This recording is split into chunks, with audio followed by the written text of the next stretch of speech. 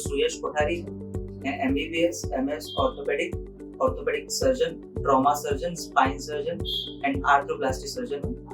मैं आज बोलने वाला हूँ, डिस्कस करने वाला हूँ ट्रॉमा के ऊपर। ट्रॉमा मतलब एक्सीडेंटल रोड ट्रैफिक एक्सीडेंट्स।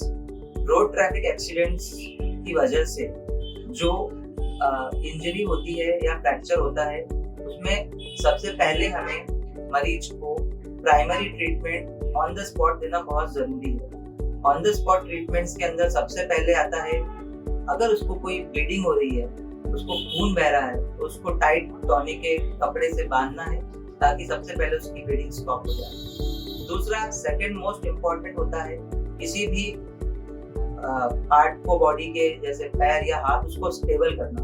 उसके लिए उसको एक स्प्लिंट देना बहुत जरूरी है। स्प्लिंट मतलब हो गया कोई भी सपोर्ट, जैसे कि कुश्ते का सपोर्ट या कहीं रोड पे किसी भी तरह का कोई लकड़ी पड़ी हो उसका सपोर्ट। इस तरह से अपने को सपोर्ट देना चाहिए। उसके बाद आपको एम्बुलेंस 108 पे कॉल करके बुलानी चाहिए इमीडिएटली, और बुलाने के बाद तुरंत ही आपको उसको कोई भी नियर बाय अस्पताल में पेशेंट को शिफ्ट कराना चाहिए।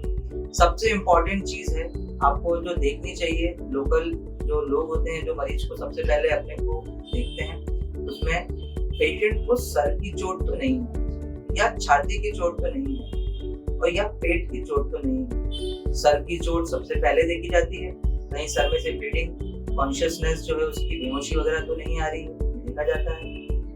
छाती की चोट के अंदर ये देखा जाता है कि छाती में कहीं बहुत ज्यादा दर्द, सीने में या सांस लेने में कोई तकलीफ तो नहीं हो रही है। तीसरा, पेट में बहुत ज्यादा कोई सूजन तो नहीं आ रही है, या पेट कड़क तो नहीं हो रहा है। ये तीन चीजें अपने को पहले मैनेज करनी पड़ती है। उसके बाद चौथा जो ट्रीटमेंट होता है वो फ्रैक्चर का होता है। हड्डी कोई फ्रैक्चर हुई है या किसी तरह से कोई प्रॉब्लम हुई है, तो जो लोग पहले मरीज को अटेंड करते हैं, सबसे पहले मैंने बताया, आप उसको एग्जामिन करो, उसको सर की चोट तो नहीं है, कहीं कोई ब्लीडिंग तो नहीं हो रही है, और कहीं हड्डी फ्रैक्चर तो नहीं है। अगर कोई ब्लीडिंग हो रही होती है तो आपको उसको एक टाइट कपड़े से बांधना चाहिए। अगर कहीं हड्डी फ्रैक्चर हो रही होती है तो उसको आपको एक स्टेबल लिम्ब स्प्लिंट उसको प्रोवाइड करना पड़ता है। उसके बाद आप ये इमीडिएट रिस्पॉन्स देने के बाद आप अगर नेक्स्ट काम करेंगे, 108 एम्बुलेंस को कॉल करेंगे, और आप उसको तुरंत ही एक प्रॉपर बड़े अस्पताल के अंदर मरीज को